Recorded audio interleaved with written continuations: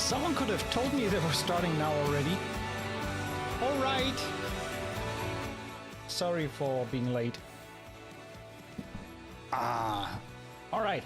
Hello and welcome back to the composing tutorial online streams. It's been a while. So summer is over and we're starting into fall. Happy September, everyone. With a new, well, not a new format, but I try to optimize a few things on the stream. And yeah, what we're gonna do going forward is a weekly Thursday hangout, sample session, whatever. Meaning every Thursday at 10 a.m. PST, 7 p.m. CET, I'm gonna jump on a live stream and show you a bunch of new stuff, sample libraries, maybe sometimes plugins, we'll see. Do a little bit of live composing, have just a little chat, and first things first, obviously, is to know whether everything is working as it should. So I hope the audio is fine so that you can hear me pretty well. And with the DAW, we will check in a second. Nobody's saying anything, so... Oh, there we go. Hey, 7 Tears of Hope. Nice to see you. And everyone else as well. So we have a few new things that we can do. First of all, the chat looks different. I like it more that way, so hopefully you like it too. And what I can also do is, if there's any questions in the chat later down the line, what we can do is we can highlight stuff, and then it should pop. There we go. Then it pops up. Nice, that works. Cool. I'm very excited about today's sample libraries that we're going to talk about, which is implied in the name of the stream. Today we're looking at Heavyocity's Oblivion and Westwood Instruments Rotor Cello. Very cool libraries. We're gonna go into more detail and talk a little bit more about them in a second. What we're gonna do for now is switch screens, go here. So there we are. Good old Cubase is still running. I'm currently fiddling around with Studio One a little bit more again, since Lucas has released his new add-on, the Harmony Wizard. I'm probably going to do a stream on that one as well. Next or the week after. And so yeah, fiddling around a little bit with Studio One at the time as well. But for today, we're going to stick to Cubase. The links for the libraries are in the description below. Disclaimer, I did receive NFR copies for these libraries, so I got them sent to me for review purposes, and but there is no other incentive involved, and everything I say is my own opinion. I pretty much test these out the first time today. That's not true. I did already use Oblivion in a track, but other than that, it's pretty much a fresh view, and these are not really reviews. It's just my hands-on experience opening the library for the first time and seeing what it can do and how it sounds. So that is the goal today, to check out these two libraries. And going back here, hello Stefan. We're gonna start off with Oblivion by Heavyocity. So again, there is a link in the description for the video below, and also Heavyocity, I think, needs no further introduction. Amazing developer of great modern sounding hybrid instruments, and Oblivion is their latest brainchild in the Gravity engine. I don't even know the price right now. If you do have Gravity, you get $20 off. Gravity 2, that is. And looking at the card, the price is $149. So $129 if you have Gravity. There was an intro offer, but I'm a little late for that. So, oh, by the way, the price is also here. Oblivion Aggression Designer, what is it?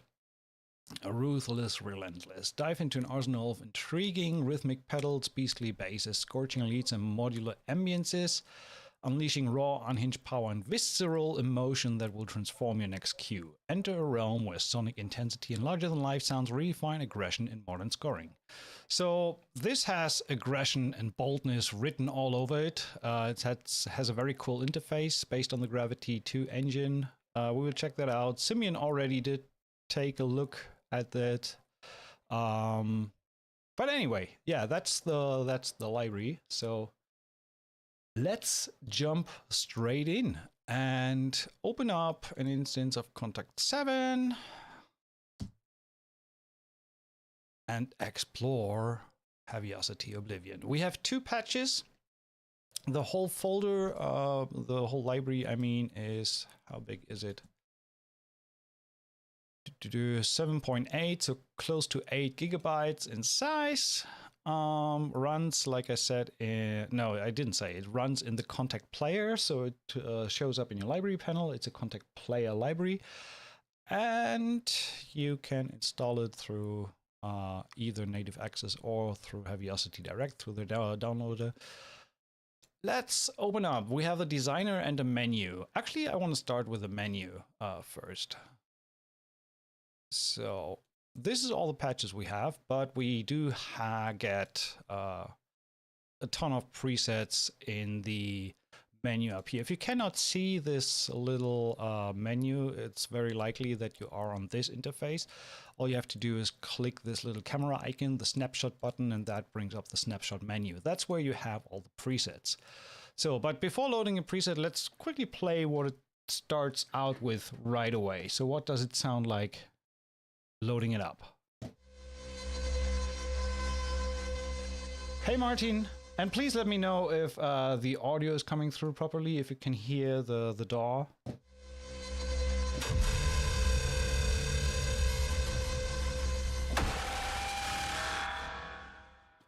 Yeah, I can hear it pretty well. I hope you can too.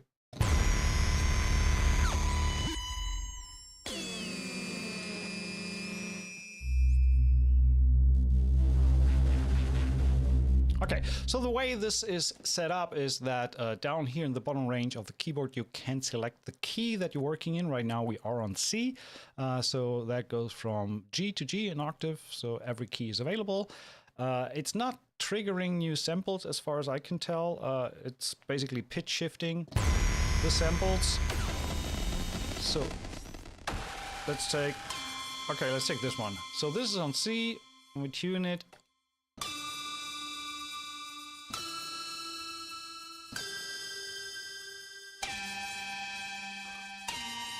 Yeah, so you get the idea. You can have these sounds triggered in the key that you're working in.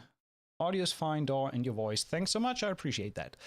So you can trigger the key that you want to work in down here in that range, and then for the menu, we have different sounds spread out through the keyboard, so you cannot really play them like a piano. It's just a single sound per key, and then you obviously can combine these in various ways. So let's try. The red area, as we can see, these are pads or drones. The first patch is Combo Ambient Builder.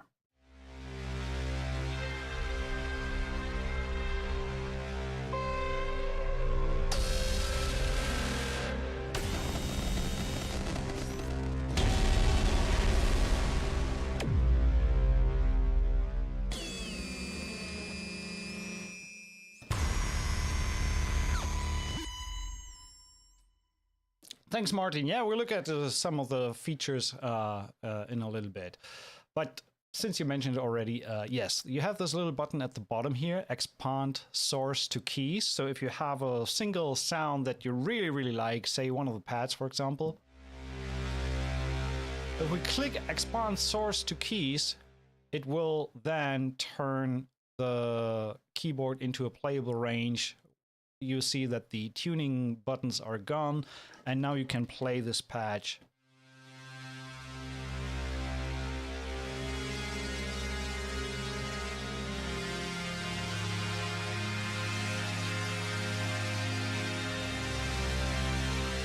So now you have a really, really cool, nice pad sound spread out through the keyboard. And to leave that and go back, you just click that button again. So same with these single sound sources here, with these hits.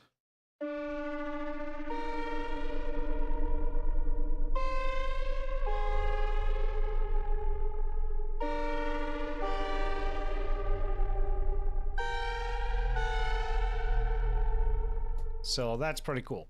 So before we look closer into the interface, let's check out a few of these presets. So we have rhythmic, pedals, straight, and all these come with the same setting that you have your keys, your tuning keys at the bottom, and then the playable range, or the different samples in this upper range.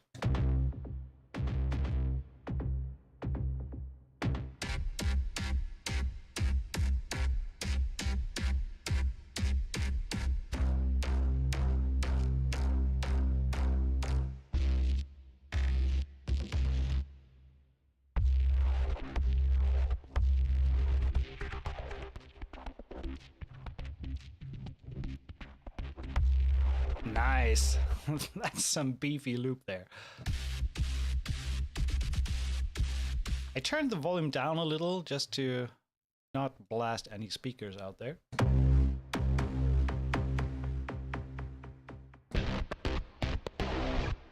Let's try a different key. And technically, this is also playable in a keyboard range, so to say, because when you turn your keyboard an octave down, at least with an 88 key, it's C -1 or G -1 to G0. So then you can trigger these keys with the keyboard directly, so you can hit a loop.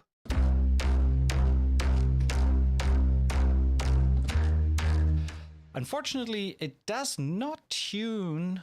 I just realized that. I think some of the other libraries do. It does not tune the loop when it's playing, so you have to re-trigger it.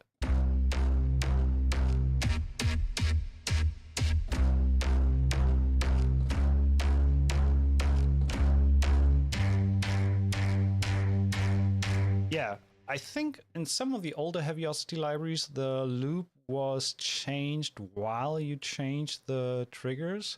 Actually, let me quickly check that. Some of the old Evolve stuff. I think it does that. I just want to quickly check. Rhythmic suits, loop tonals. So let's just go with some old loop. Okay, that's old.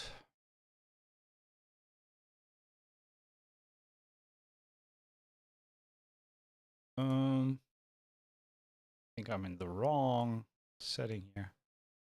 No. Let's go with Aeon. I know that Aeon does that. Just want to quickly check that. So we have the menu, and then we have the tuning keys down here.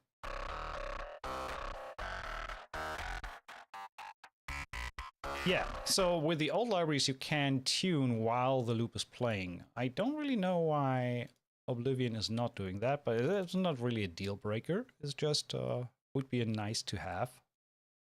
So going back here.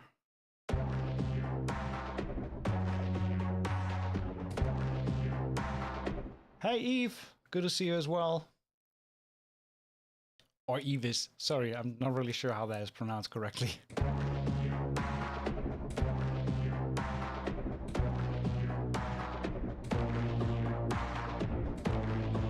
So yeah, re-triggering while switching on the fly changes the key as well. And if you have a really nice sound that you like, you don't really need to change it on the fly, because you can just say, okay, export source to keys.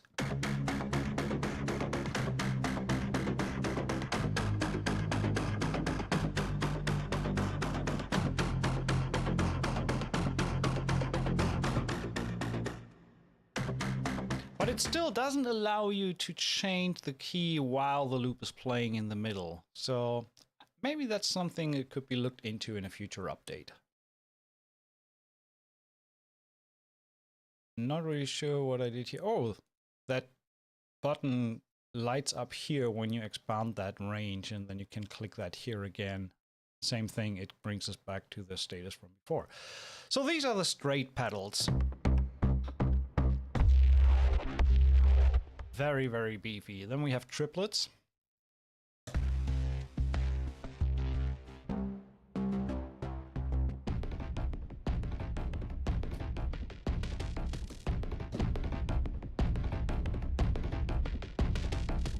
Right now, the mod wheel is not doing anything. We will look into that in a second as well when we look at some more functions from the interface.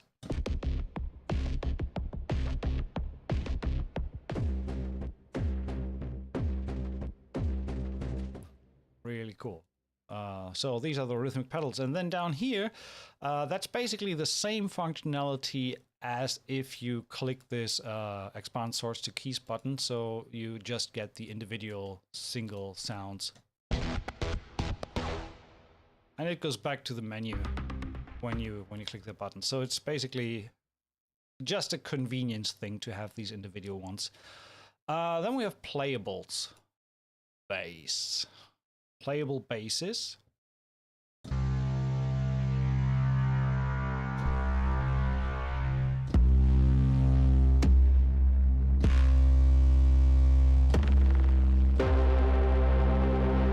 So take that, and then we say, okay, we expand that onto the playable range.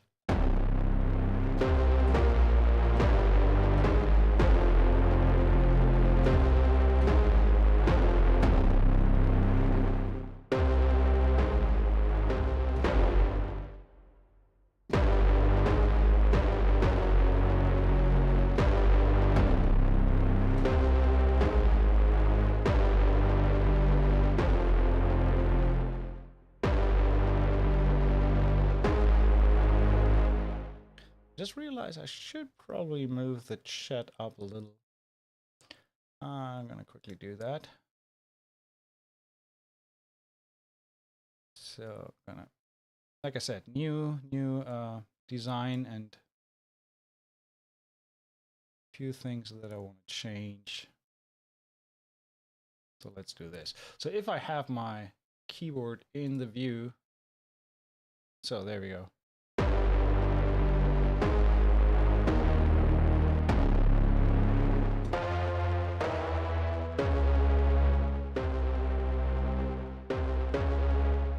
Question is, does that light up?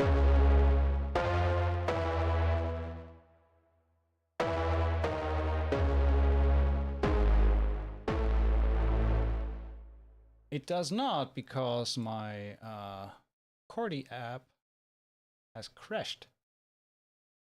So I'm gonna restart that. Give me a second. Yeah, gotta figure out how to do that properly. Few things that are just a little newer in the stream, and I want to have the keyboard at the bottom there, so for people who want to know what is played. So how do I do this? I quickly have to go,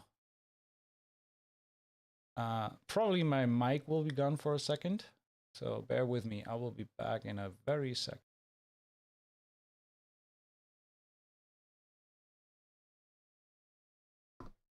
All right, now the keyboard works.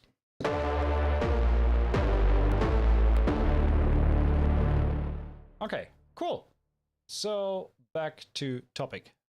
Oblivion. These are the basses. Let's choose another sound.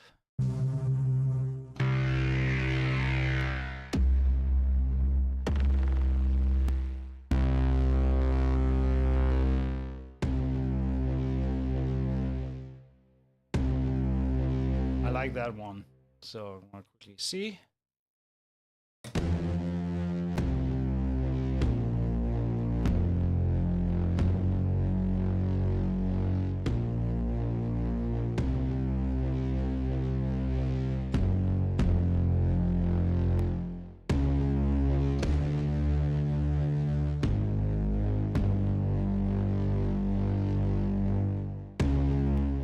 So maybe this Cordy app thing is not a good idea, because that is like crashing my system. So we're gonna ignore that for now.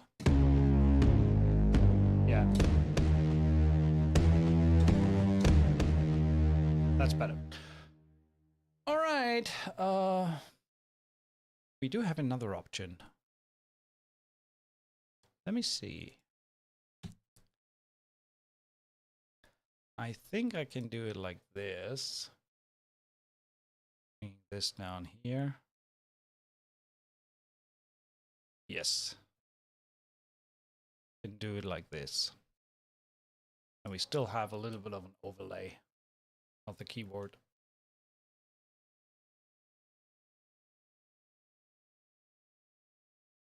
All right.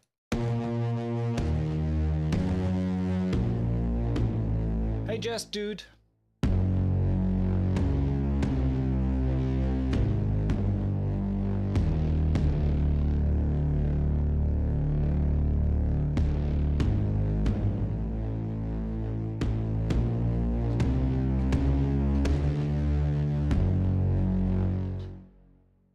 Really, really cool sounds. Okay, playables, we have leads, so that's going to be interesting. I want to play that. First key, that sounds already great.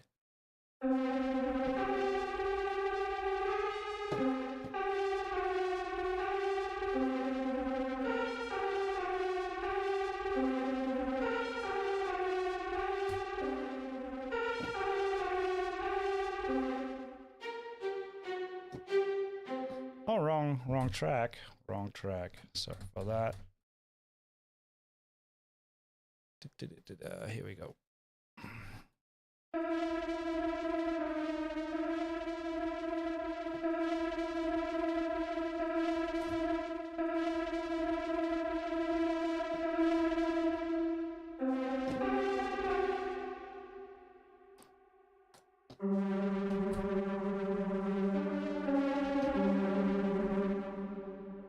Wow, I really, really like these leads.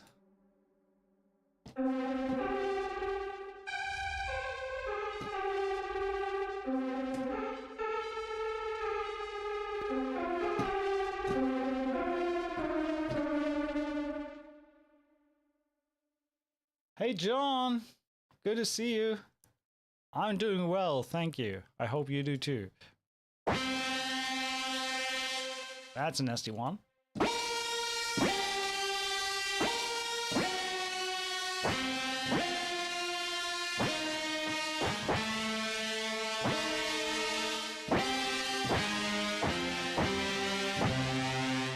So leads, obviously we have a bunch of stuff to play with there. And then we have sustains, atonal. I think these are the drones. And we have tonal and atonal for these.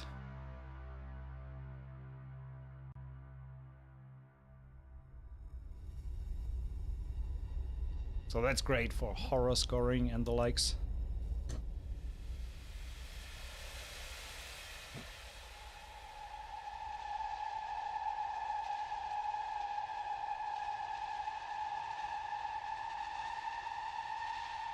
Same thing, it doesn't tune the sample itself, so you have to expand the source.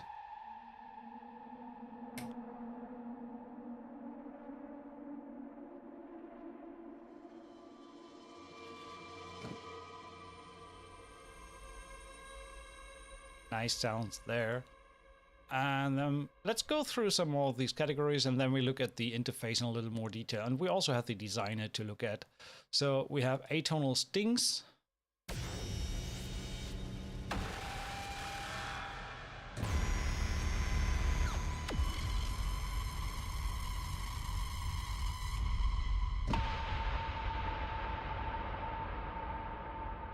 By the way, all the effects you're hearing are coming from the instrument itself, so there's no further processing going on here.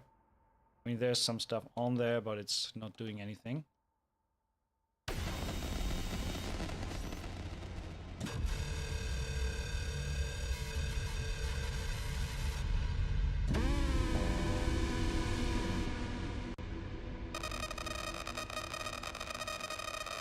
Then we have Sting's modular noises.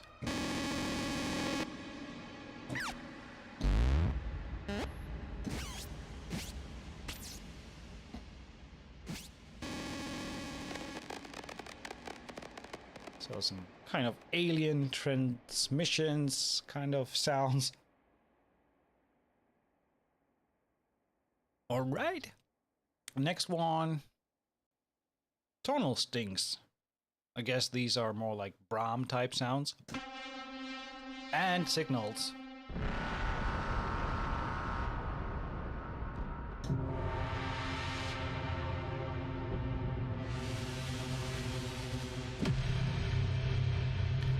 Ooh, that one's nice. And I mean, the cool thing about the menu patches, of course, that you can layer several together. So just slap a huge ass Brahm sound on the track.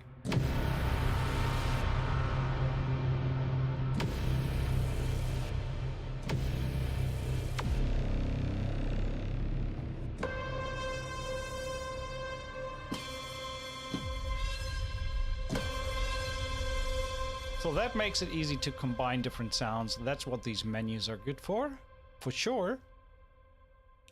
Then we have transitions. So these are your risers, and these are tempo synced.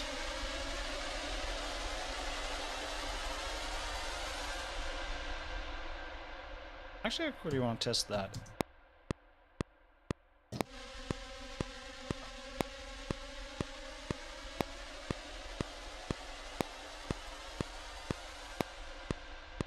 Yeah, 4-bar risers. This case. I wonder if these are synced throughout, no matter what key they're in.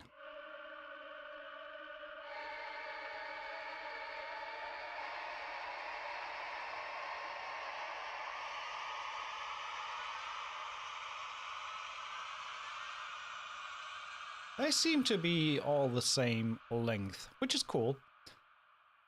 Then, last but not least, we have combos. We listened to that ambient builder, that was the first patch loaded. So let's check number 2.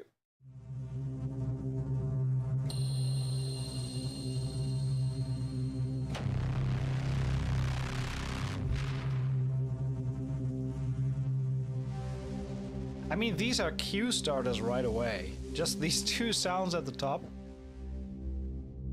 A little bit of a drone.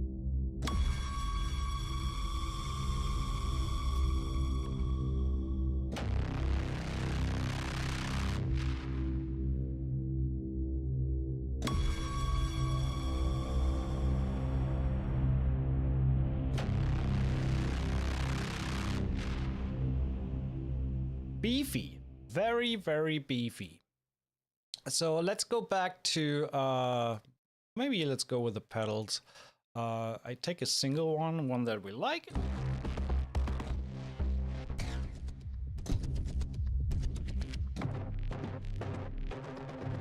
Okay, let's take this one. So let's explore a little bit the interface and what we can do with the menu patch.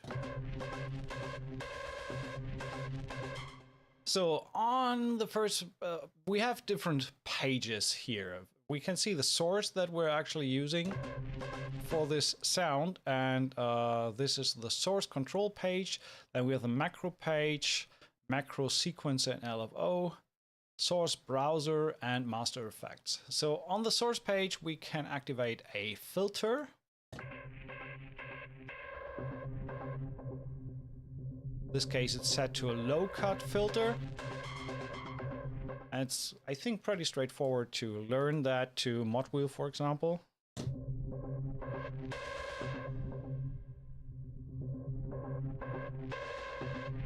And we can put a second one on the resonance, so we can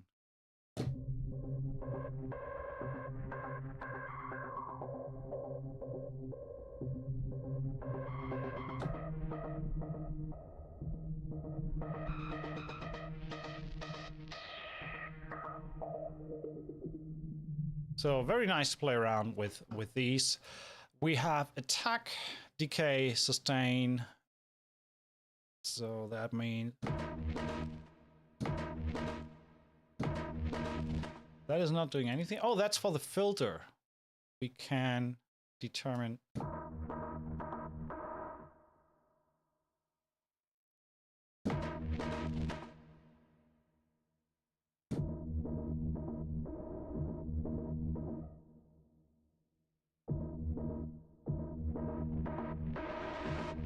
Okay, now we can hear what's going on. So right now the curve controls the filter application on the sound.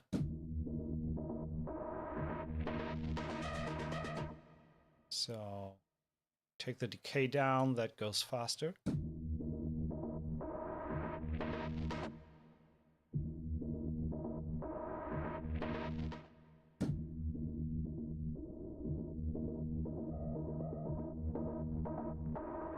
So if you want to play around with that, then we have a standard EQ.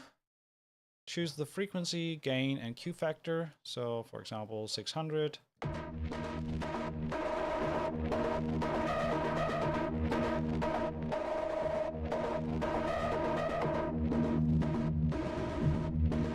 So that's your standard EQ there.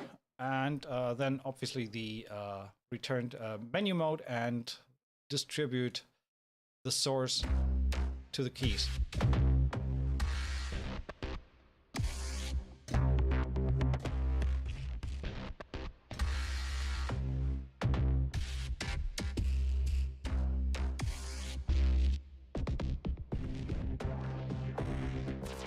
I'm searching for the sound that we just had.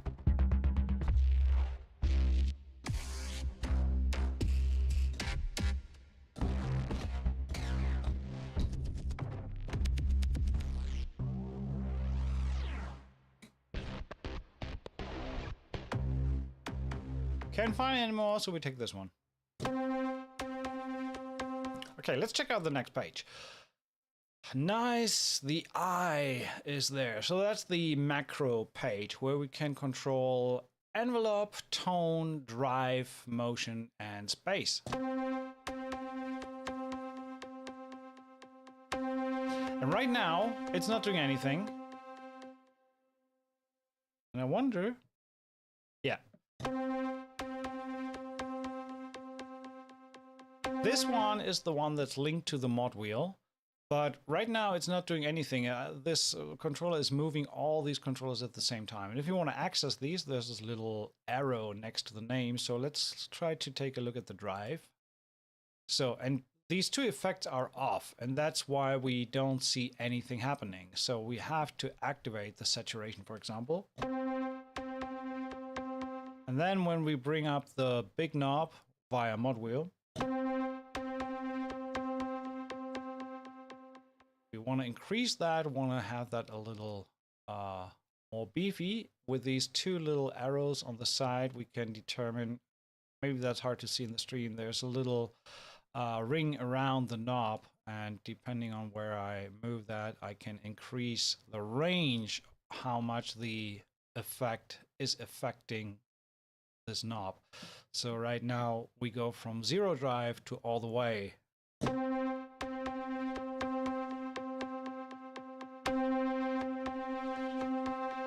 And cleverly, the output goes down just a tiny little bit to compensate for the volume,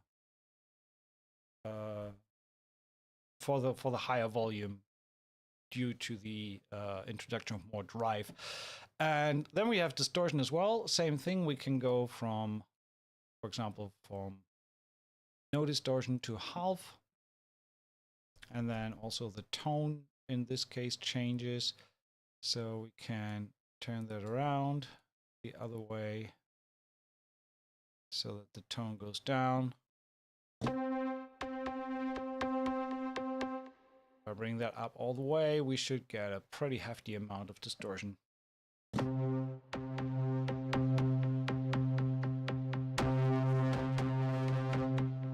Yeah, you can hear the difference right there. So that is how the macro knob controls these parameters. Let's keep the saturation on for now. And if we click on tone, then we can see the filter that we have at the front page is also accessible here and can be controlled via macro. Same with the EQ. Envelope can be controlled with a macro. The motion is a gate. Actually, let's quickly try that.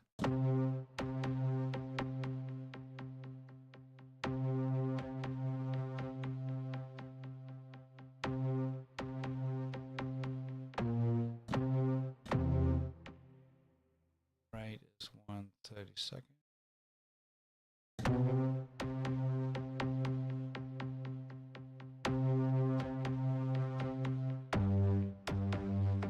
Wondering why the gate is not doing anything right now.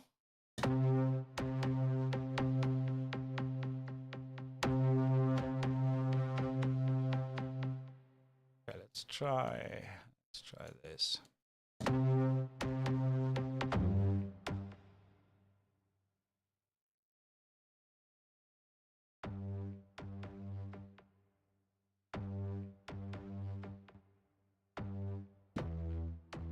Trying to figure out why this is not doing anything. Oh, it is now.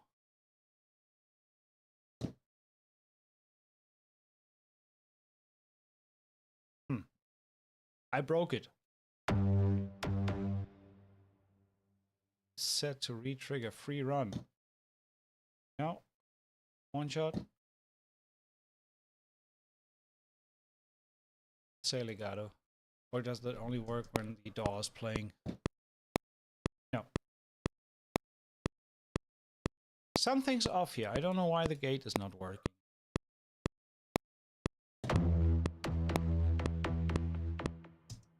Seems like it's only triggering the first one, so when I take that off, we get no sound. Not really sure what's happening here. I don't think that this is supposed to be like that.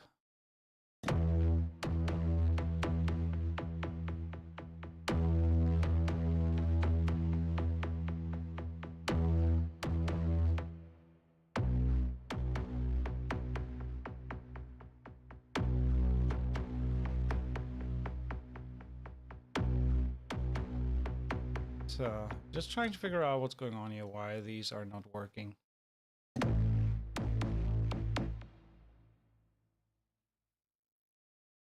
Yeah, Martin, I need to switch it on, but I did.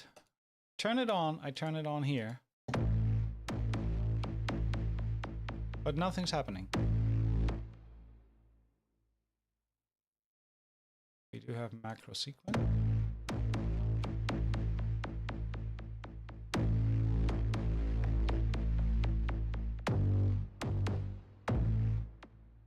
I'm not really sure. Something is whacked. So let's reload that. Try that again. Maybe I broke something. Let's try that with a bass. I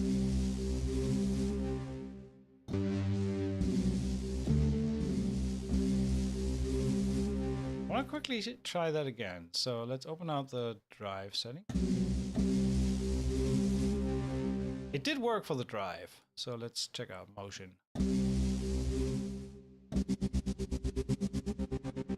Okay, now it's working. Whatever was wrong before, I don't know. Something was messed up. So because that's pretty cool, you can have pitch modulation automated throughout the performance of the key.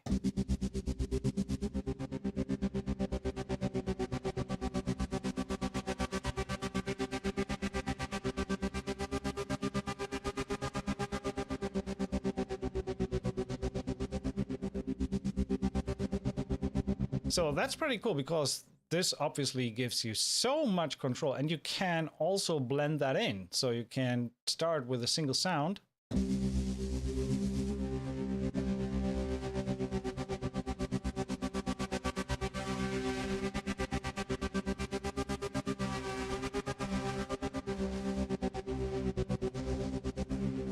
Then we can add a little bit of drive to that. Add saturation.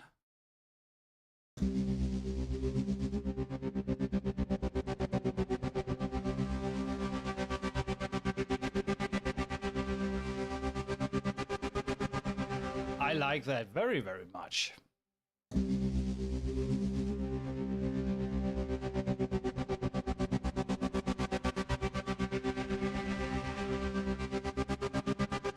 So that works really, really nicely. And then now we can also automate that knob so we don't have to manually move the mod wheel. So we can just hit macro sequence and then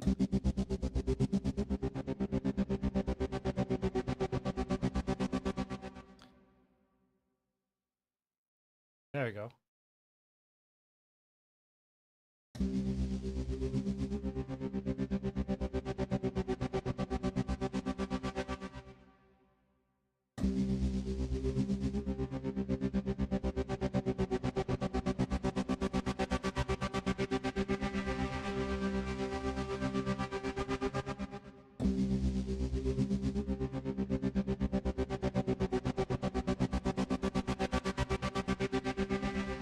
So that's pretty cool. I like that. And then when we say the rate for this is going to be for this. Now, well, here's the rate. So when we say this is for quarter notes.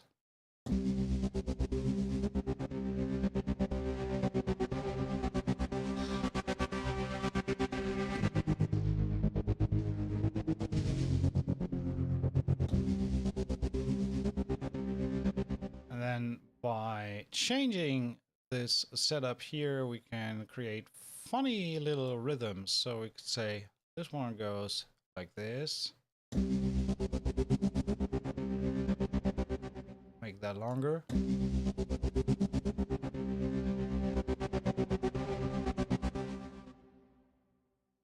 I like that a lot. So let's do 16.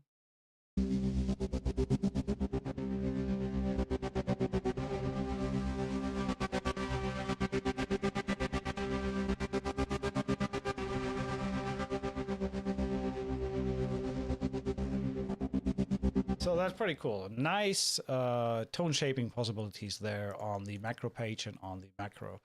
So again, we have, and by the way, since we now have the macro sequence running, you can see this jumping up and down the whole time. Very nice modulation capabilities like that. And then we have the source browser. Right now we are on a single sample.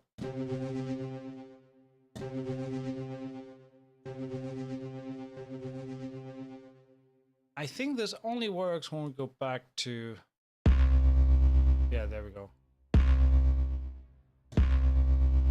So we would have to drag a single sound onto the key that we're playing. Yeah, then we can change the sounds. That way you can start to build your own menus. If you have damage, that's kind of the same principle. You can also grab something completely different, put on that key.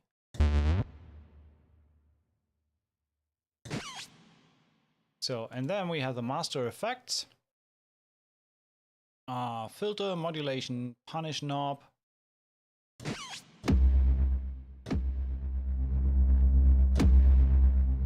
Which is already active.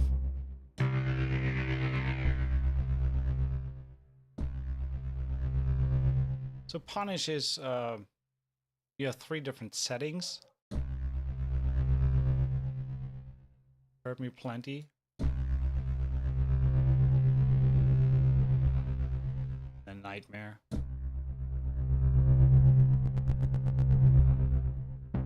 You cannot really control any more than that. So this is really just that knob. Put it on and everything else happens under the hood. The filter, same as before.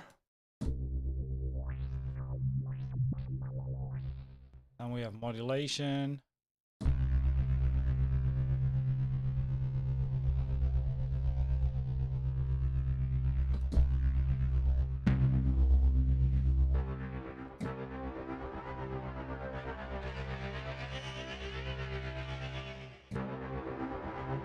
Chorus, flanger, and phaser.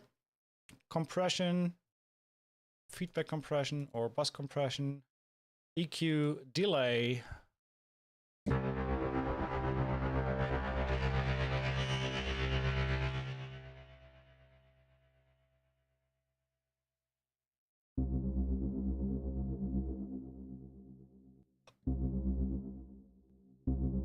And then last but not least, we have reverb. If you want to introduce reverb, room and hall, size from 0 to 100%, mix, size 100 is very, very long.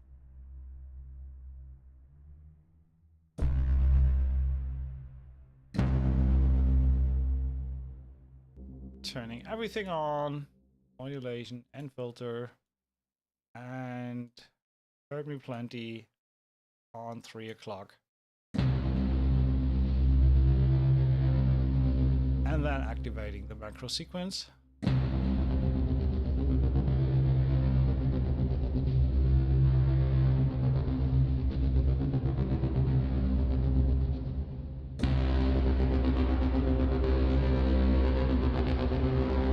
So that's pretty crazy sound design possibilities right away from the interface. That's pretty cool. And next to the menu sounds, we also have a designer. This is where you can, I think, combine 3 different sound sources into one patch and then create layers and stacks of different sounds. And there's also a ton of presets here, starting with cue creators. So let's check out a few of these.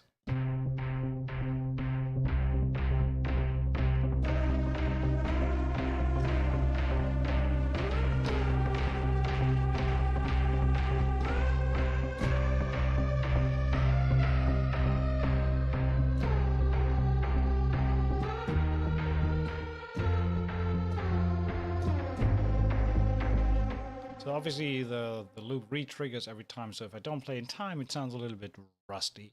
But check a few more.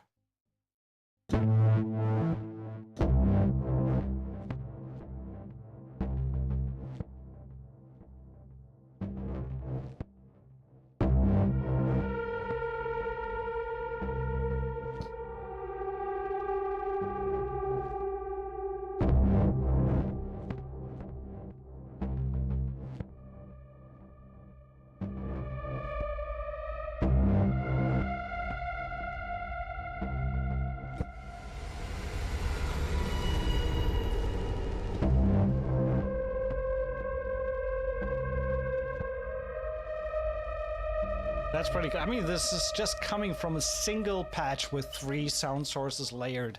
And you can, we will explore the interface here as well.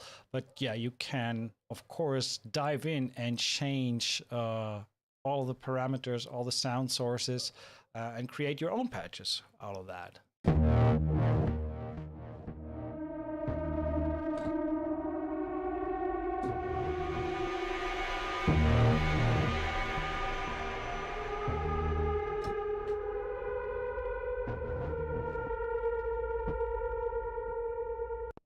Okay, next one. Blade Gunner.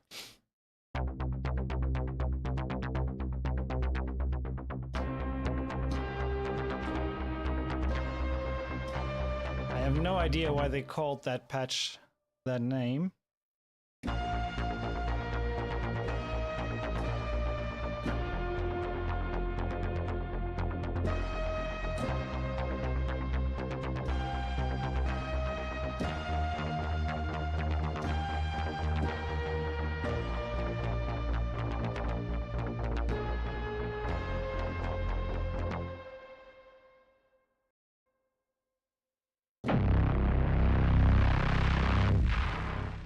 Whew.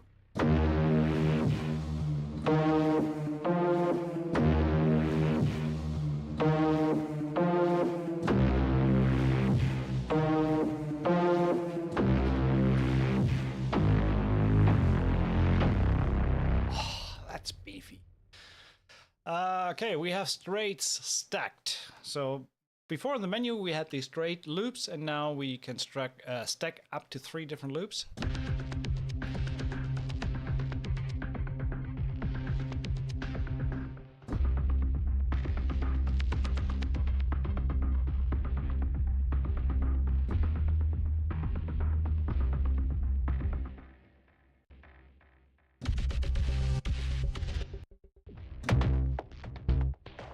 So I think the principle is clear here. We have just more tracks of loops layered together. That's kind of self-explanatory. So let's check out some of these basses. I think layering these bass sounds is going to be insane.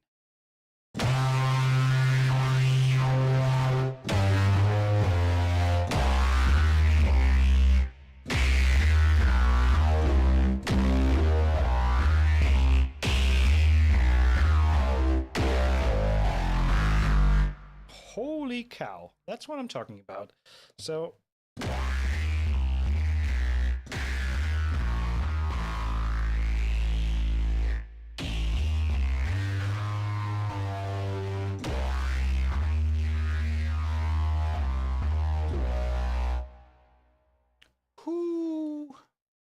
let's move this here.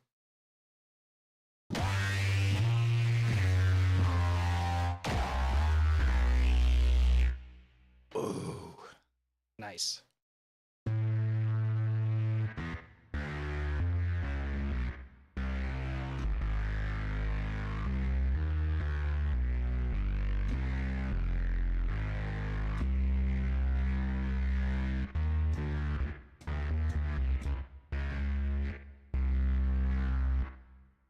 And I think these, well, what I like in terms of the interface, at the bottom here on the individual effects, we can see which layers are affected by the drive knob, for example. So if we turn this on and off, yes, exactly. So this lights up when we activate the effect per layer, which is pretty cool. So you can see which effect is active on which layer. I like that. Very convenient.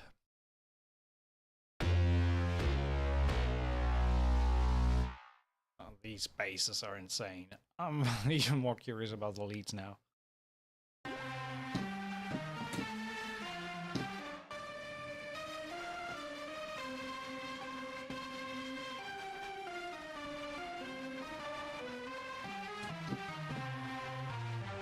Okay, these are monophonic. This one is not monophonic. Demonic Farfisa.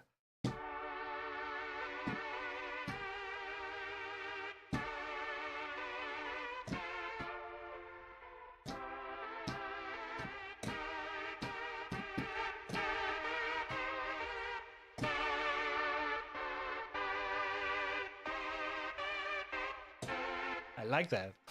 It's kind of a cool patch.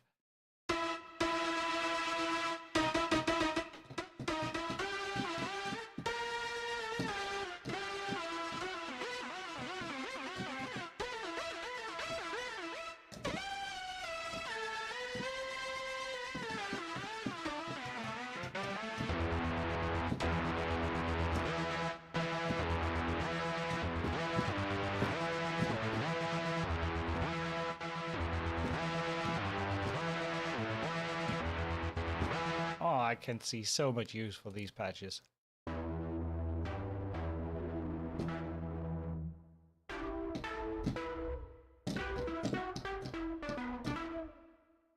Oh, quickly. I'm gonna mute the mic when I'm hitting the keys too hard.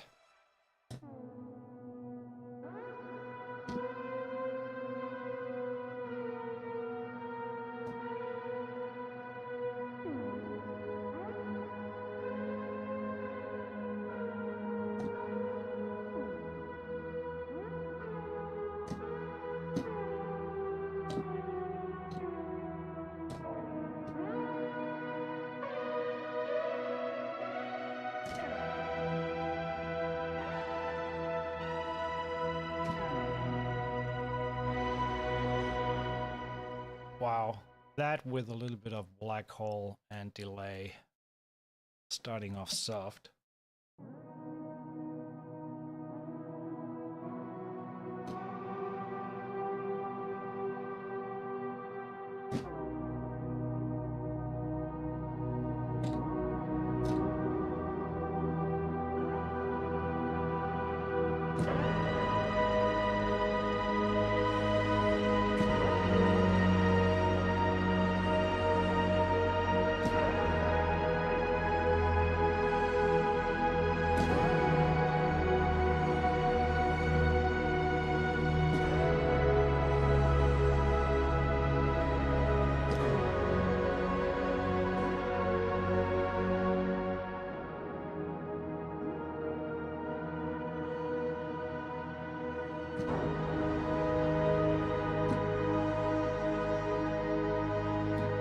That's definitely gonna be one of my future favorite pad patches.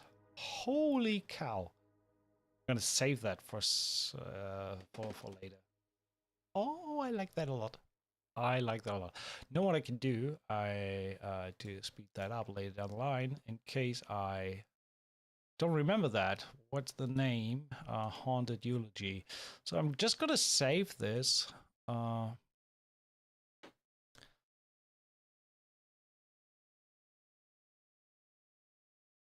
Had Haunted Eulogy. So then I have it right in the menu here for future use. Little tip, one of the ways how you can build a library of favorites.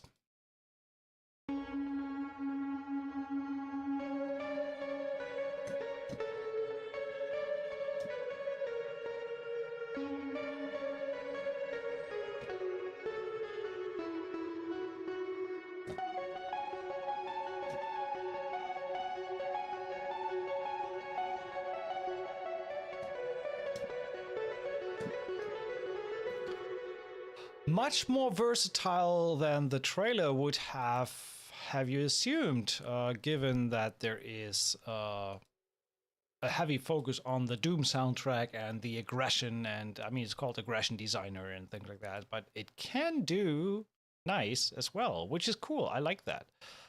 So that was in the leads. Nice to meet you.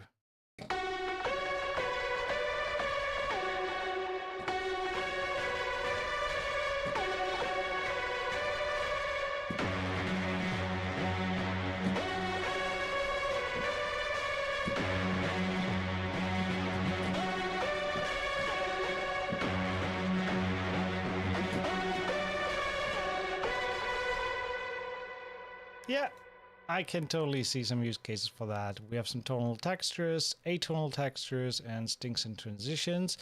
So looking at the interface, let's go back to that. Actually, let's stay on that sound. Let's get rid of the effects here.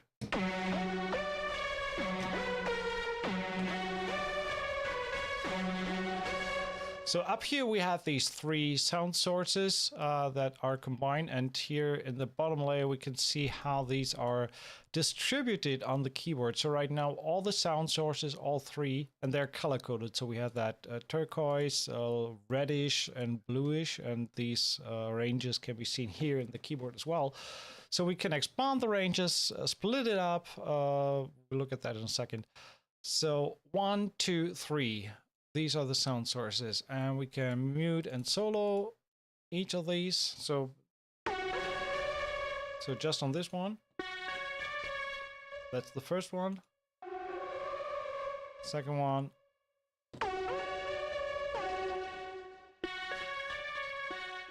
So if we, for example, want to have an ultra wide sound, what we could do is pan that to the left, pan that one to the right.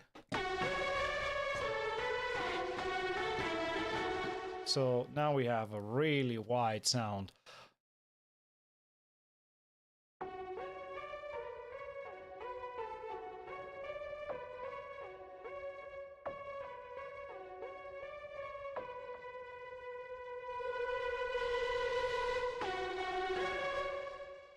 And all these controls that we looked at before with the menu patch, they're here available as well, but now per individual layer. So you have 3 times distortion, 3 times saturation, one for each slot. So when we click here, we can see saturation, nothing's happening. And nicely thought from the developers that this little icon next to the name of the effect lights up in the same color as the one that you have selected. So you don't always have to recheck at the top which one you're working with. It tells you right on the right side here, which is cool.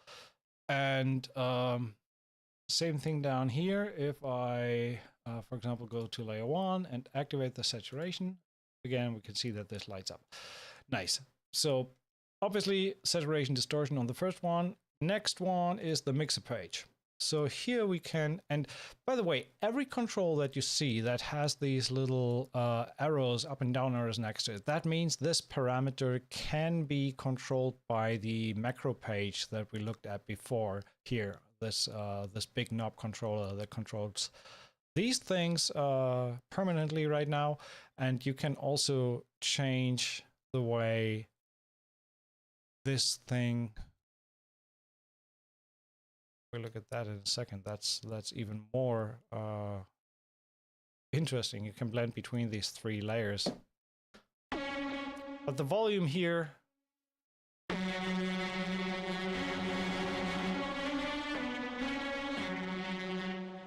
technically should be controlled by this guy. So when I bring the mod wheel down, yeah, exactly. So this knob is reacting to the mod wheel, and here we can determine how much that influences the sound. Right? Same with the panning. We could say mod wheel moves this pan all the way to the right while it moves this pan all the way to the left. So now we have the pan change when the mod wheel goes up. That's a nice little effect. So, and by the way, control click on these arrows deletes the setting that you had dialed in. So I move that halfway, don't want that anymore. Control click on the arrows and it is gone. So this big bubble in the middle here, that's basically an XY pad, an XY circle in this case. So what it does is you can blend between these three layers, and you can also record your movements. So manually it would sound like this.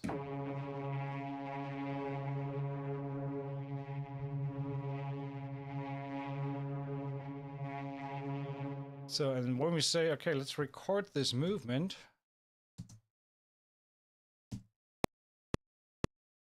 One, two, three, four.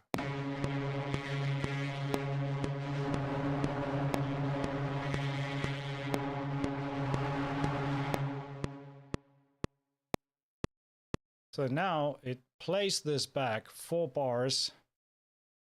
And if I hold down the key,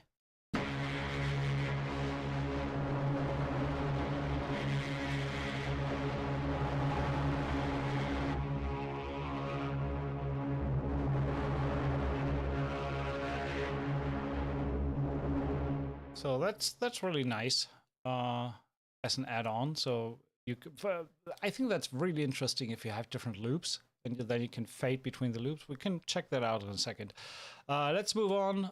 We looked at the macro sequence already, so that instead of moving the mod wheel to change these modulations, you can automate that with a sequence.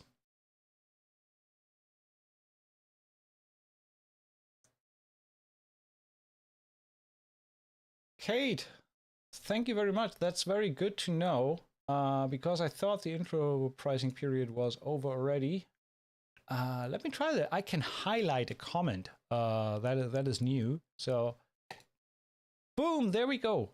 It's still on intro spotlight price in Plugin Boutique. Thanks for letting us know. That's good. That's good. Back to topic. Where were we? Macro page. Right. So here can we go into the individual waveforms of each sample, and for example change the starting point. We solo that.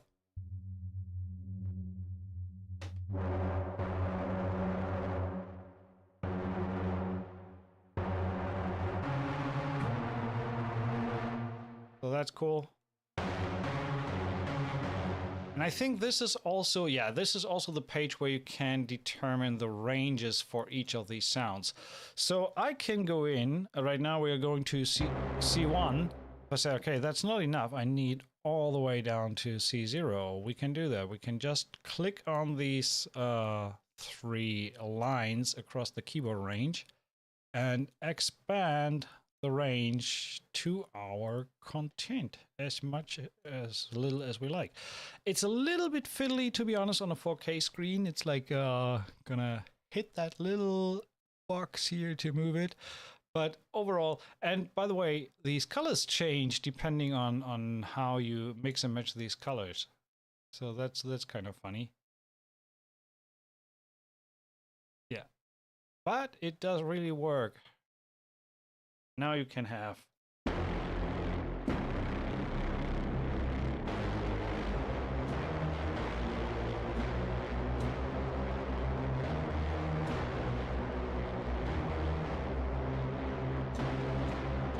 you can also select a random start, which is cool. So depending on the sample that you use, it kind of jumps around for each time you trigger the sample. The thing that I have not really seen yet is where I can set this to monophonic. Here. Ah, found it. There's a little wheel at the top here, cogwheel at the top, where I can set this to monophonic. So now I can say...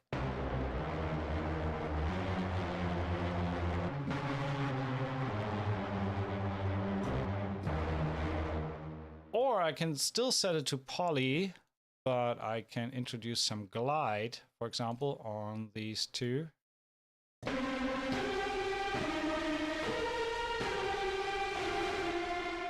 Let's do it on all of these. Legato with glide.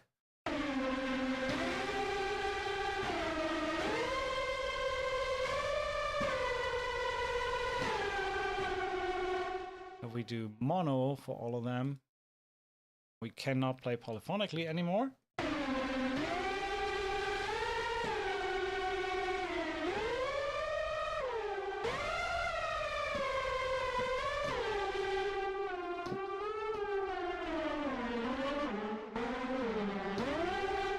And obviously, if you have a really long glide time,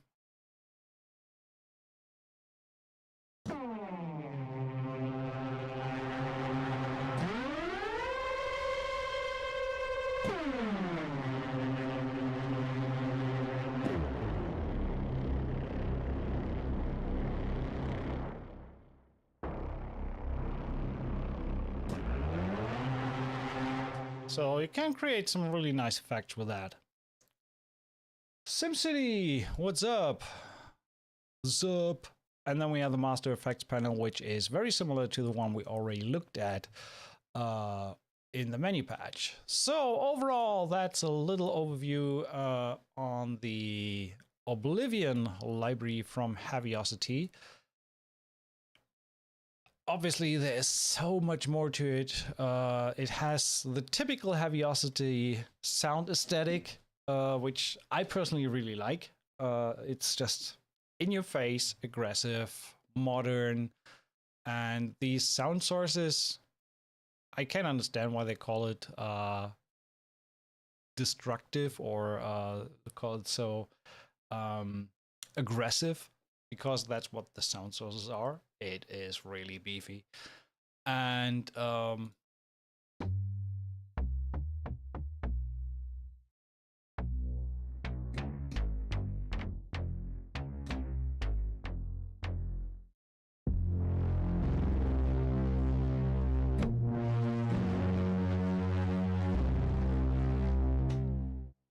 lends itself fantastically to game scoring, trailer work, action sequences, things like that. By the way, we didn't look at stacked and staggered. So staggered, I think, is just 3 different ranges.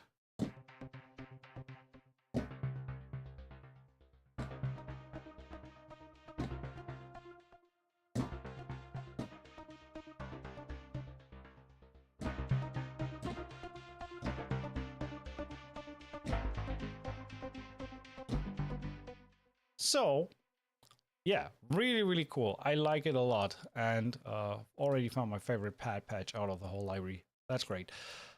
Let's move on. Next in line, we have another library to look at today, and I'm probably gonna try to fiddle around a little bit with these two to come up with a little cue idea. This one is Westwood Instruments Rotor Cello. This is a, yeah, let's quickly have a read. Cello with human rhythm. It is on intro price still for 115 instead of 165 euro, that is. So add a few numbers for dollar. And to be honest, like I mentioned before, disclaimer, I get the NFR copies for these releases. They sent me the libraries for testing it and for streaming purposes, and I appreciate that very, very much. But I honestly think that Westwood in the last 2 years has evolved to one of my favorite developers of sample libraries. They're just so extremely creative and sound so amazingly well. Origin is fantastic. The Lost series, the Lost Guitar is an amazing. I did a stream on this one. The Lost Synth, same thing. The whole Lost series is really, really good. The pianos, I use them all the time as layers. So, okay, enough praise. I just want to let you know that I really, really dig the Westwood instruments. It's a fantastic developer, and if you get the chance to grab some of the libraries, be it on sale or just for regular price if it allows, they are amazing.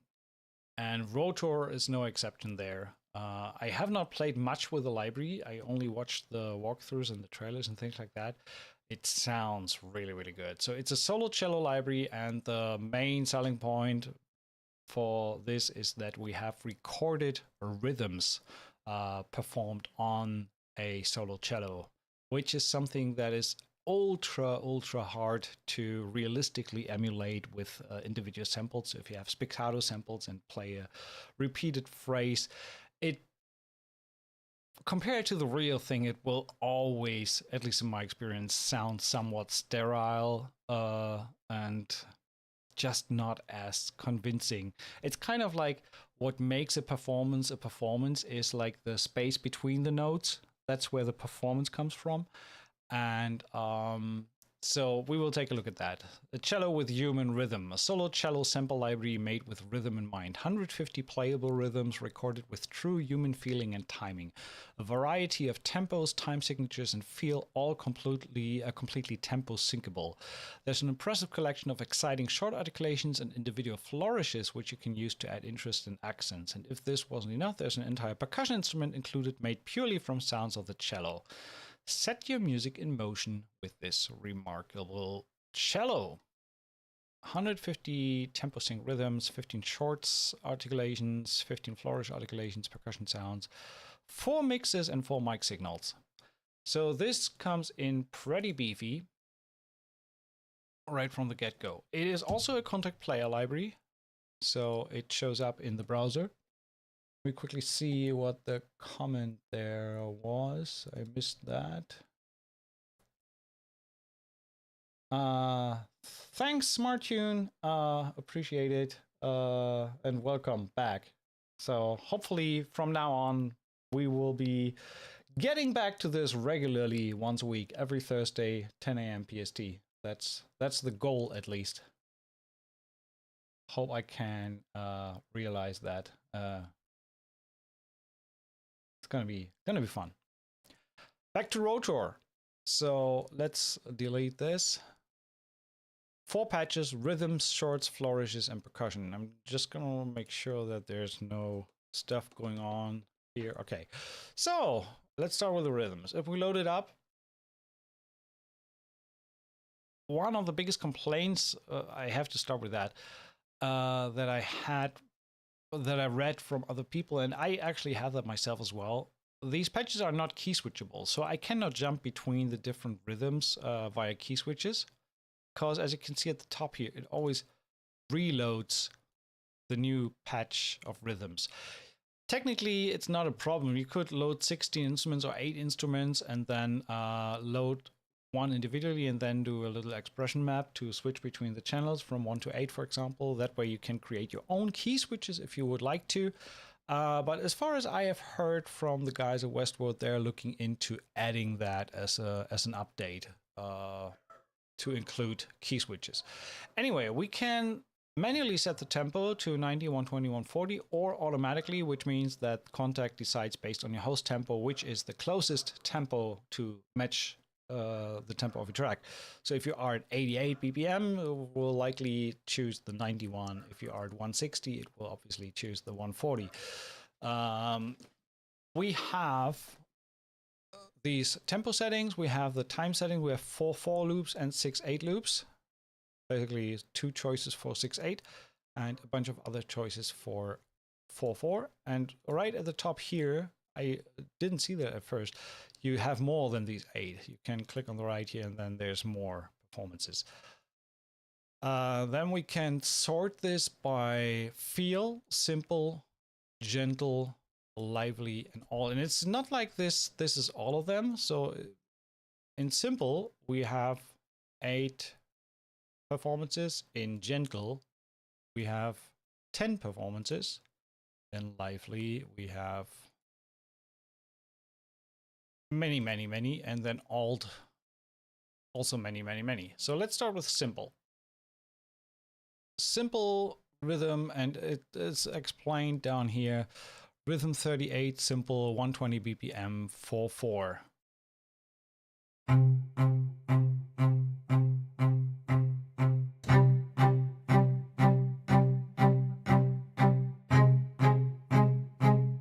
So that's quarter notes. Next one.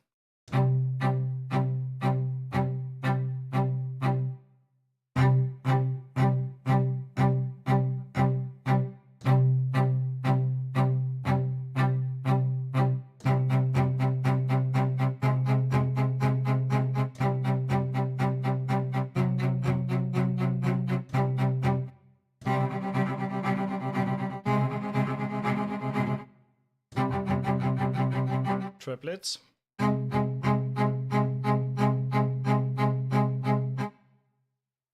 was just thinking maybe we could do a 3 against 4 with this. So if we go to simple, do the quarter notes here, put it on the same MIDI channel, and then we say, okay.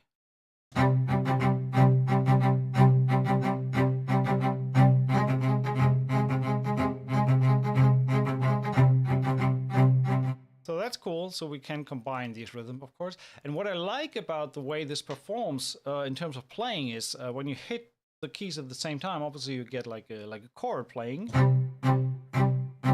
But you can also use the interval and leave a gap between notes. So again.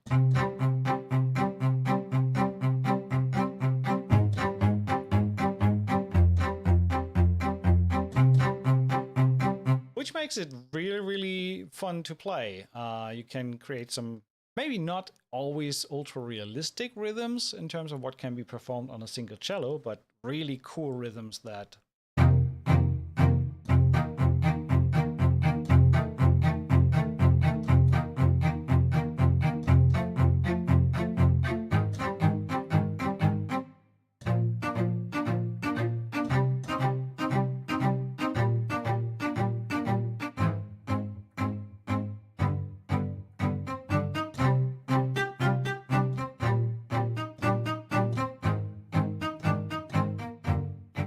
I wouldn't necessarily do that top part. That's where the shorts come in. But yeah, you get an idea of what you can do. Let's check the gentle. What do these sound like?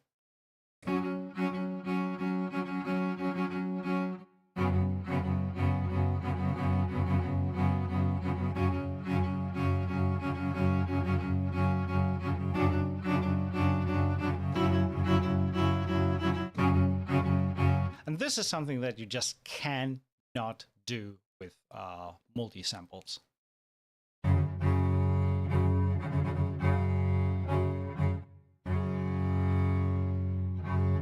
I'm curious, what does it, we are at 120, so obviously that's exactly the tempo. What does happen when we change that to 90?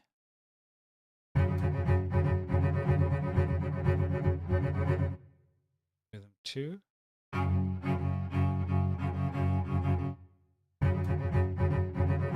Okay, what it does not stretch down to 90, it plays it a double time in 120.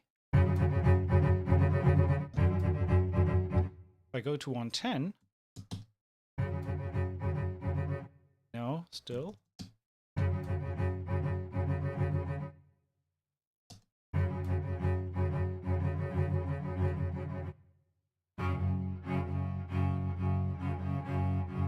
Okay, 120 gets down stretched to 90. So we would have to set this to auto. So if we now go back to 130.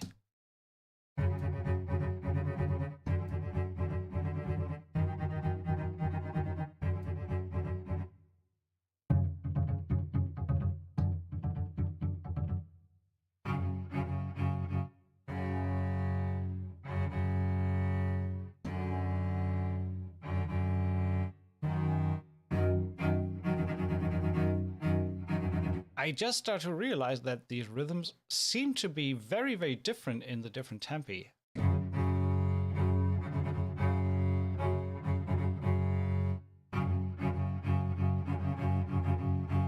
So you really have to go through the individual ones to find the ones you like. But if you are feeling lucky, you can also just hit the random button.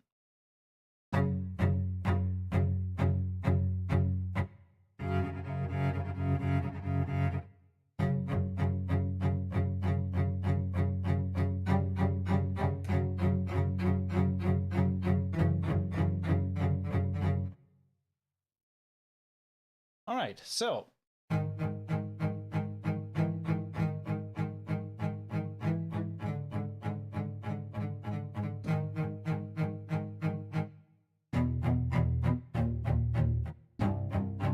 mean, that grit in this cello sound, I really captured an amazing sound with that cello. I really like that. So let's look at the interface, explore that a little bit. We do have expression, CC11, which is basically a simple volume control.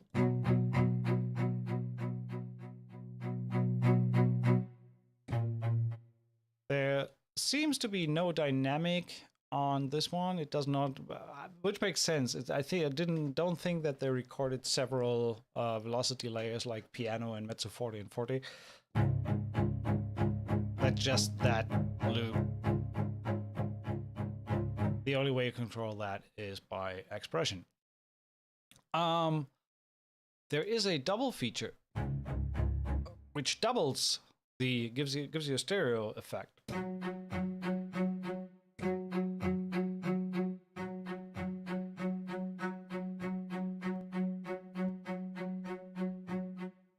Not really sure if that's artificial, like using a different sample to move that left and right, but it does sound like a proper double tracking.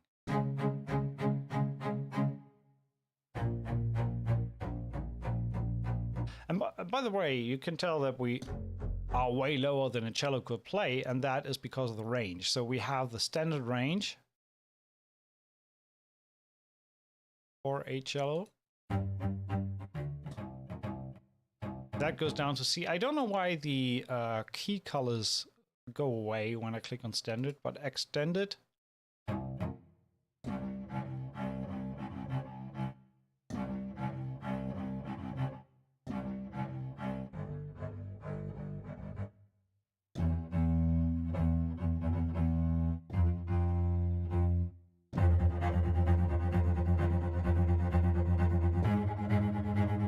That's cool.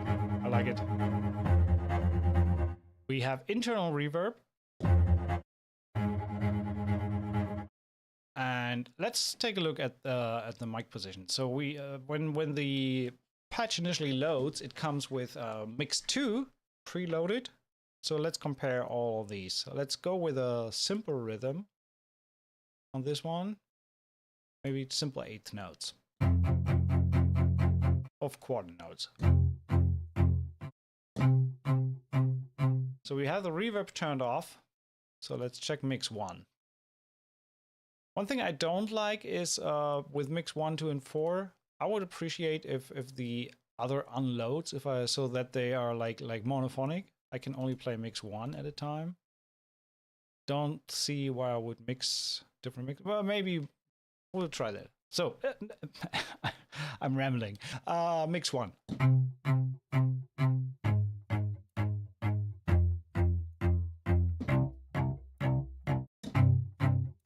Mix 2.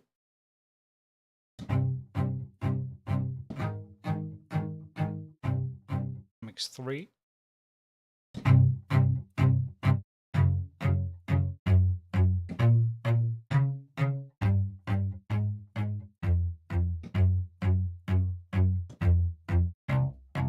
Very beefy. Mix 4.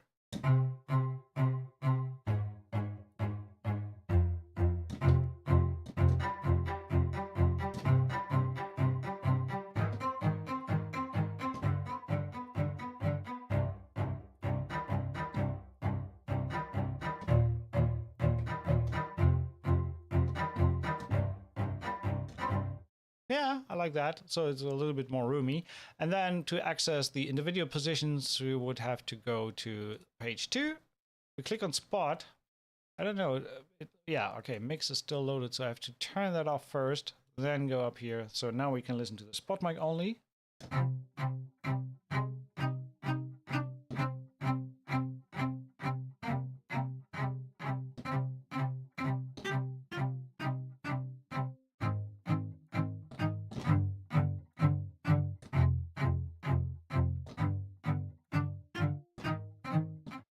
Cool. Close mic.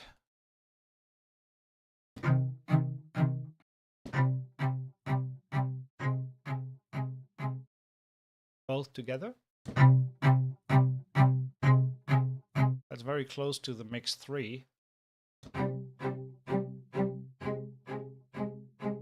That's the room. I like that. Room with a little bit of spot mic. Nice 3D space there for the sound.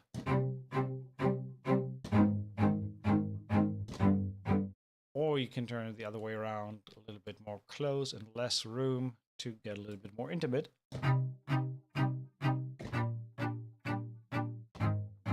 Wow, I like that. And last but not least, we have the ambient mics.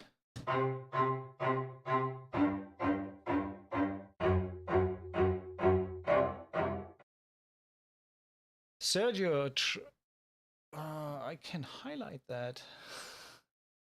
Still have to figure out how to do that with the key switch. So Sergio asked suggestions for a trailer string library for Baroque music type trailer.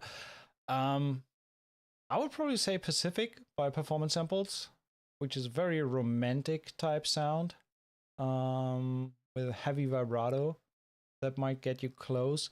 If you need a little bit more intimate, I would say probably Spitfire chamber strings or a combination of these two. There is some nice, if you can think of that, in Afflatus, there is some nice old sounding strings. I mean, that's more vintage. It's not really... No, forget what I said. Where is it? Ensembles.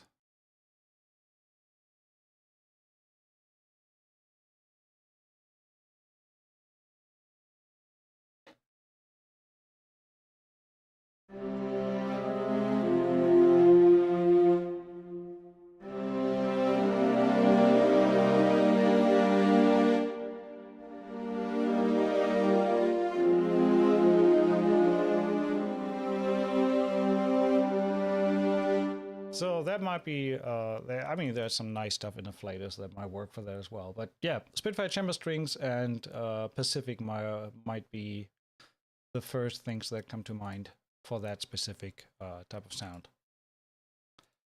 Back to Rotor. So that ambience mic is a little dirty.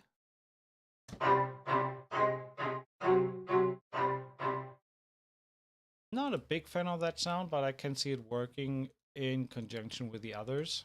So maybe just tiny in the back.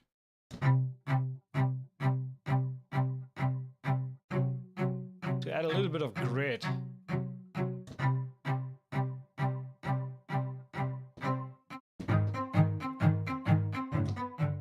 Then when we double that, So just by the mic positions and these few settings that we have here, we can create very, very different sounding, the performances are the same, but the sounds are very different. So it's very versatile depending on what you're going for in terms of mix. So let's go back to mix 2 here. I'm just curious what happens. So we can mix these different mixes together. But yeah, I mean, I think that's what the individual mics are for. But yeah, mix 2 come preloaded. I like the mix 3 for aggressive stuff. That's very beefy. Can use that internal reverb if we want, if it's too dry. But yeah, we look at the effects section next. So next page here, we have the effects. And this is also funny. There's this trans-pitch. I have not read the manual. I should probably to really get a basic understanding of what this is doing. But sometimes it's just better to click on stuff and see what it does. So trans-pitch seems to shift the formant of the sample.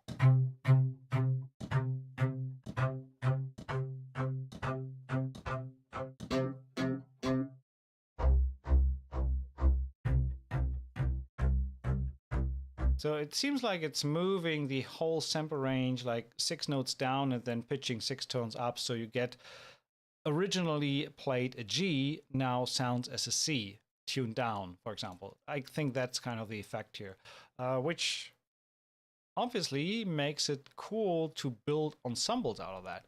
So when we go back to the start and say we go with simple, the second simple, if I layer that with another second simple, so with the same patch basically, simple. Right now they're playing the same sample, but if I go into the effects and say, okay, this is gonna be pitched by 6, and then I can technically, I guess, bring in another one, and I can also double that. And I could also say, okay, for this one I'm using a different mic position.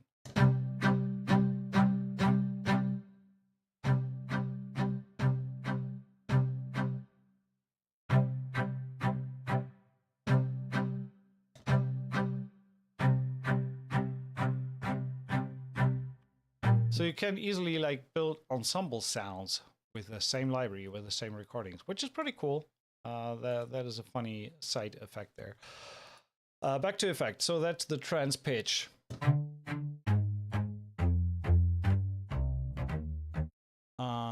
Then we have an EQ.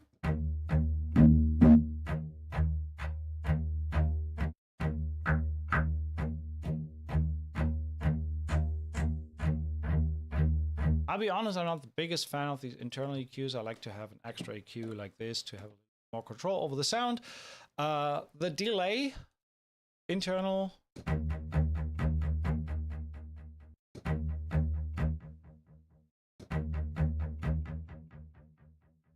Usually these delay sounds utilize the native instruments repeater or whatever, the newer delay that they also have for guitar rig and one of the new effects. Be careful because this one can be a little bit of CPU intense, depending on how many instances you have running that uses that. So sometimes it might be better to turn that off and use a cent delay for your stuff. So I could go in here.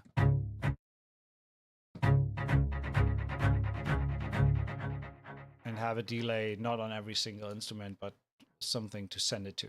But you kind of get the idea. That's delay. We have width.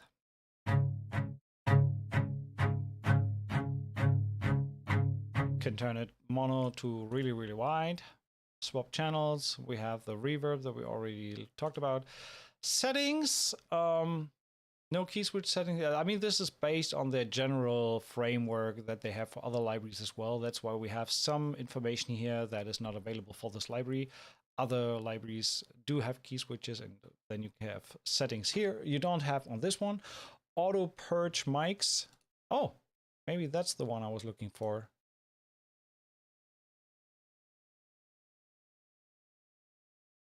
No, it does not seem that that's the one I was looking for. Well, don't know what this is doing. Right now we let it be velocity, sensitivity, low, linear, and high. And then we have an info panel. Yeah, evergreen framework. That's what's called their library here. Recorded at the Nave, UK. Polyver is the cellist for this one. Rob did the artistic direction. Sound engineer Tom Morell. So nice credits here. I think it's nice that they include that on the interface. And that was just the rhythms patch. So we have 4 patches on this. We have the individual shorts. So these are the playable shorts.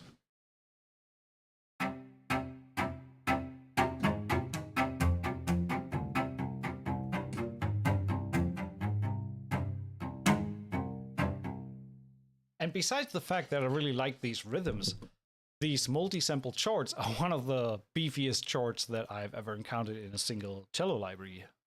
It's very close to Fallout Music Group's Restrung. Or Unstrung?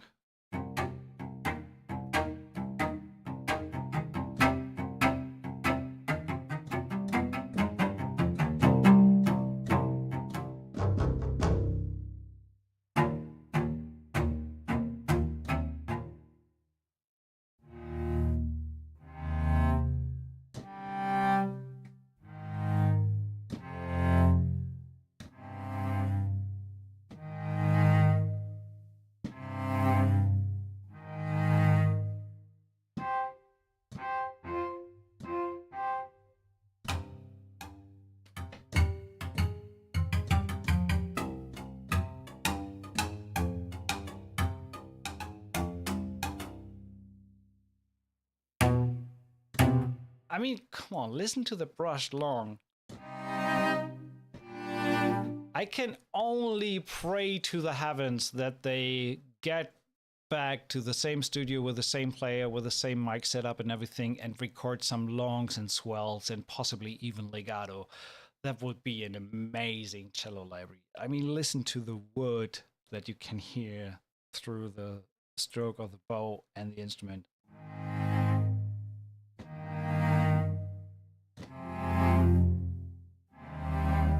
To me, that's one of the best cello solo samples that I've ever heard.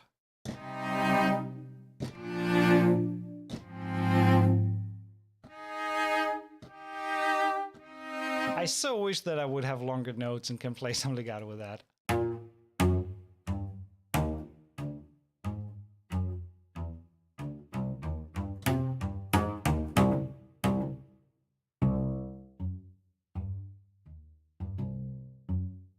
Hey, Scammy.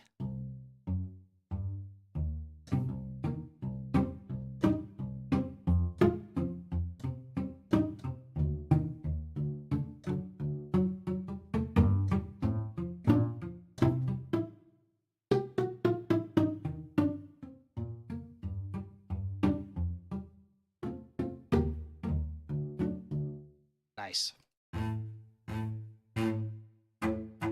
So spiccato is very, very short, staccato muted.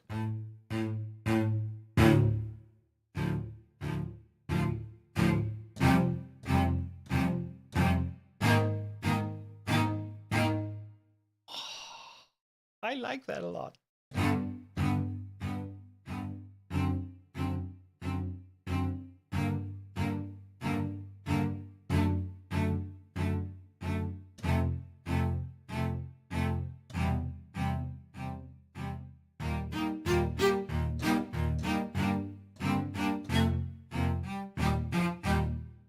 Oh yeah. And then we have staccato duck, so really digging in.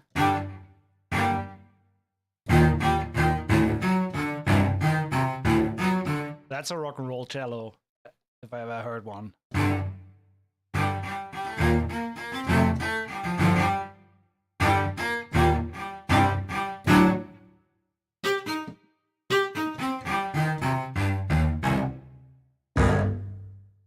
I mean, that's artificially tuned down, but do that in double.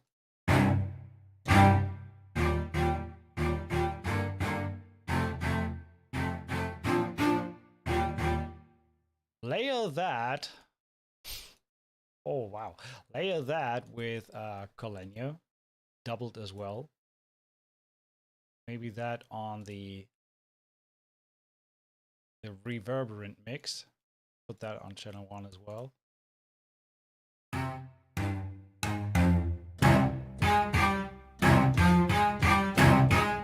You don't even need distortion on that one. Holy cow.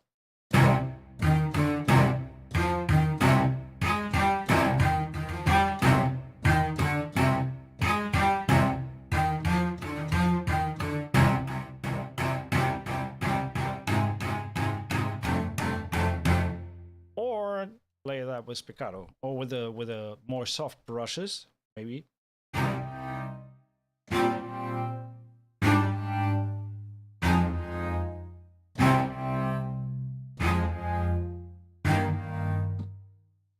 Yeah, cool. Or with the spiccato.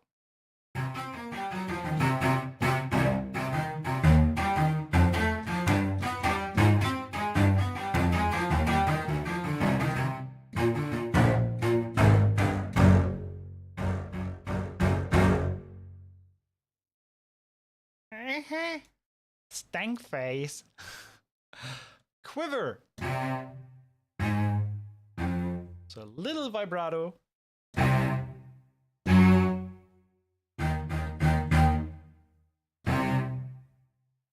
Sulpon scrapes.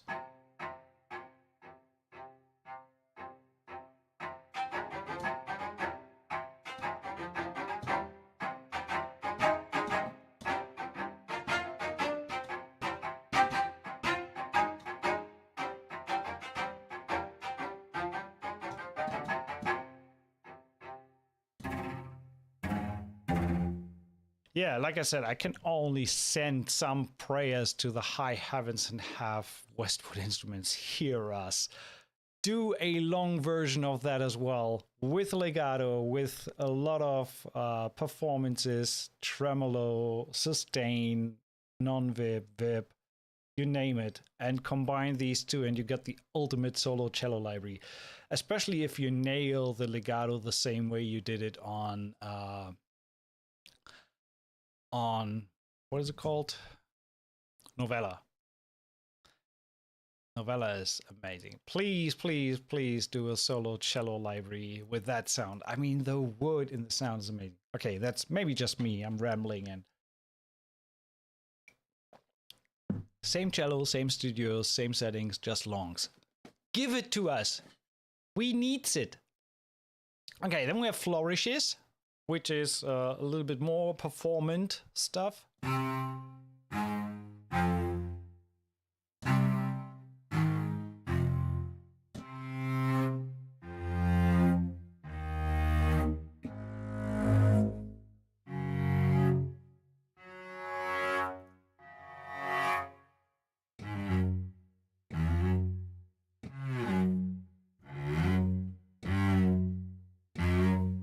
I mean, this thing.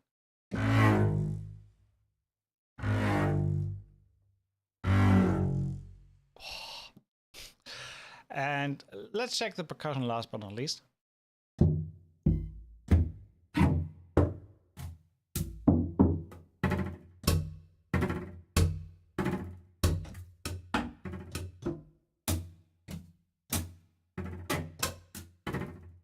On the flourishes, more articulations. Oh yeah, right. Thanks for letting me know. I missed these. We have faults.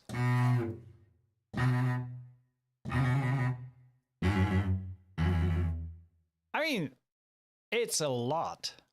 And these percussion, by the way, if you are ever wanting to write something for trailers like Knives Out and this kind of stuff, so these neoclassical kind of comedy, drama, crime thingies, modern neoclassical solo string sounds, this library is like perfect for that.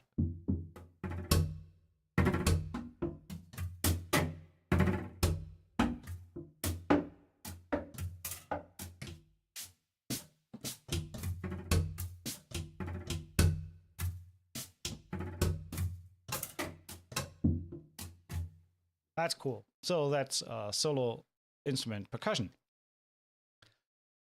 So what can I say? I mean, this is an amazing sounding library.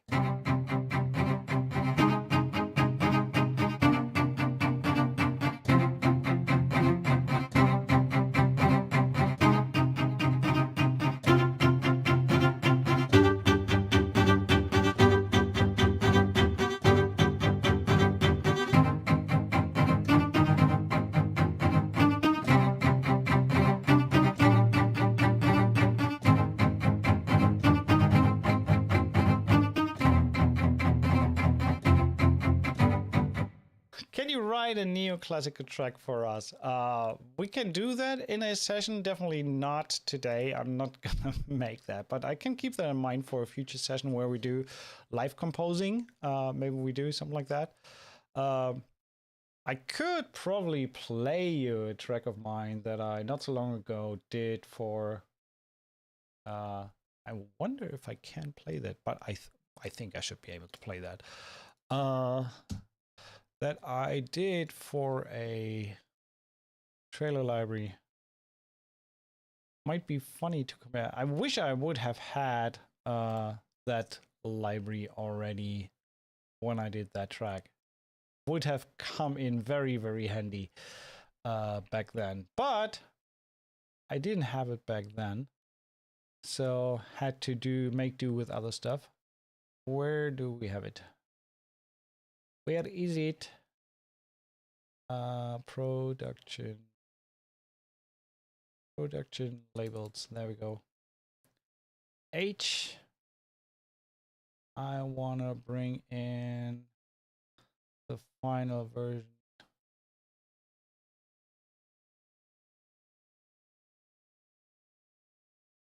That was the master. Okay. So we could probably look at the making of that track at some point. Let's turn that down a little bit. But this is kind of what I would envision for a library like this.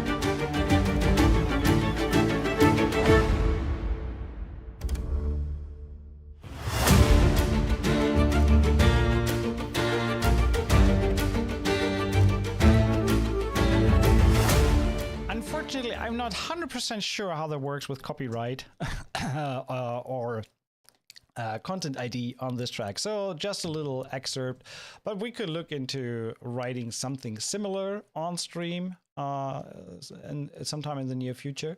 That's definitely something we can keep in mind because we are back for weekly sessions. So next week, Thursday, I can already tell you it's going to be very interesting as well because we are going to take a look at a new developer, indie developer. I didn't want it to do today because it's very similar or very close to what Heavyocity has done with their Oblivion library.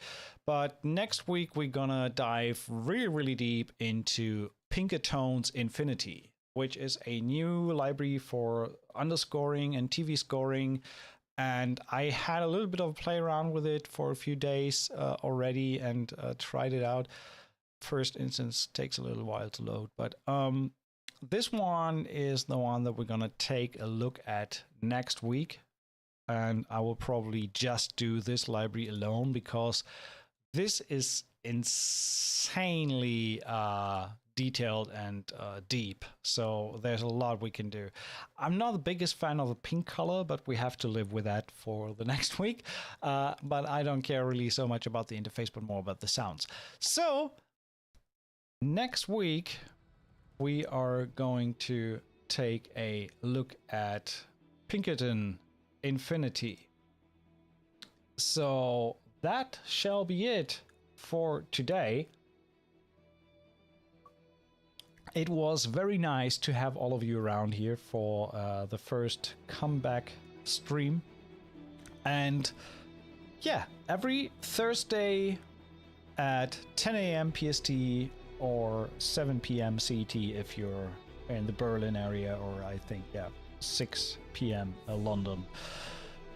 We will be live for a little bit of a sample library spotlight, checking out 1 or 2 different libraries that have come out, or maybe if there's nothing much new to look at, I will also take this time to shine a light on a few of my favorites, or just some developers' sample libraries that you may not be aware of. I have so much stuff on my drives that I just need to plow through. I have still a backlog of kind of developers waiting for a stream with their content. And so yeah, that's what we're gonna do going forward. I will probably add a few not live videos, so some kind of reviews or little playthroughs of other stuff on the channel. So I want to go back to have this channel a little bit more active, bringing a little bit of content, educational content.